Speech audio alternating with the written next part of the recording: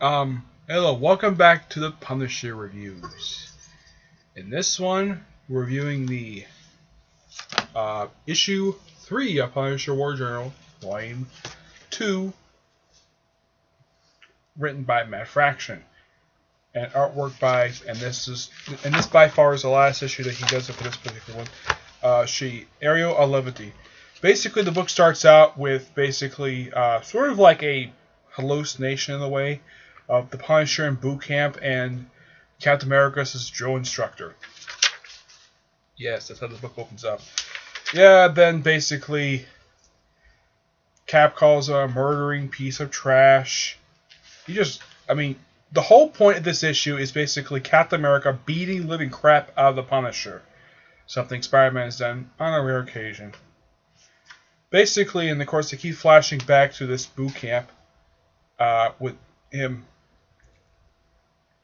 And of course, basically, he keeps hitting him until Spider-Man tells him to stop, since Spider-Man is the one person known the longest. And basically, he helps him up, and then he just leaves. And then pretty much cuts over to Stuart Clarke, aka Rampage, where he meets up with George Washington Bridge, and he's beating up the mini Iron Man robots. And then he just looks like he's just there, just have coffee. And he just leaves, and then Rampage puts on like what looks like a piece of an old Iron Man armor,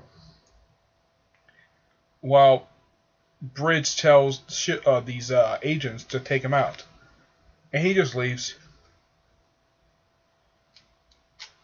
And he just discards the armor. I don't know why. He just probably did. The reason why he does is because he probably knew that they were coming to arrest him, so he just got away.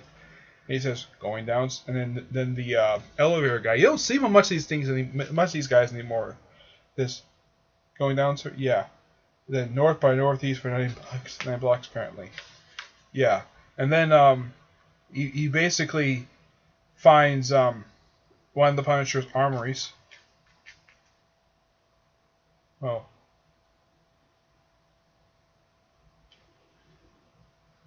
Well, basically, apparently, I think it was kind of like a flashback in a way of Punisher meeting Clarke.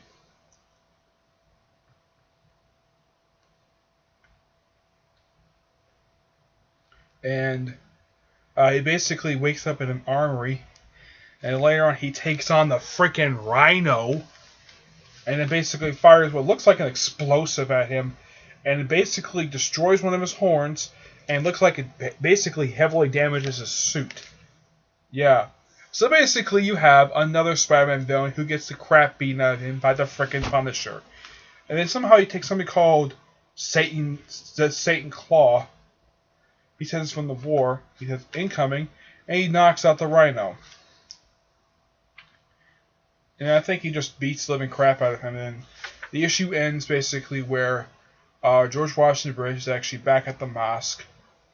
And he is just praying. And that's that for that particular issue. Basically, this issue is actually a pretty decent conclusion to this opening arc of the series. You got a lot of good writing about the part of Matt Fraction, great artwork too. But this wasn't okay.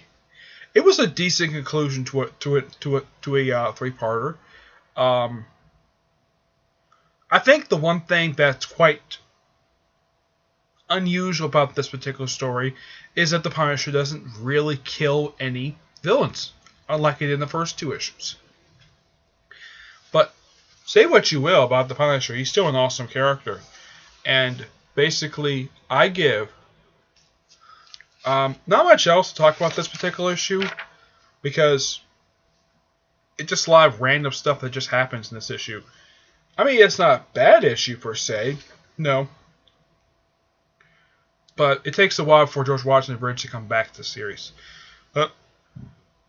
Excuse me. Otherwise, though, I give Punisher War Journal, Volume 2, Issue number 3, I give this one a 7.5 out of 10. It's a bit of a disappointing conclusion to the opening story arc of the series, of the return of the series. Yeah. It's a bit disappointing, but it's still a good read, and I highly recommend it.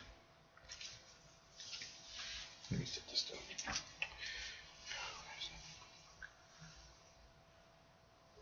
There you are. So that's it. Stay tuned for the next Punisher. Stay tuned for the next review, which will be issue number 4. Till then, see you there. Bye.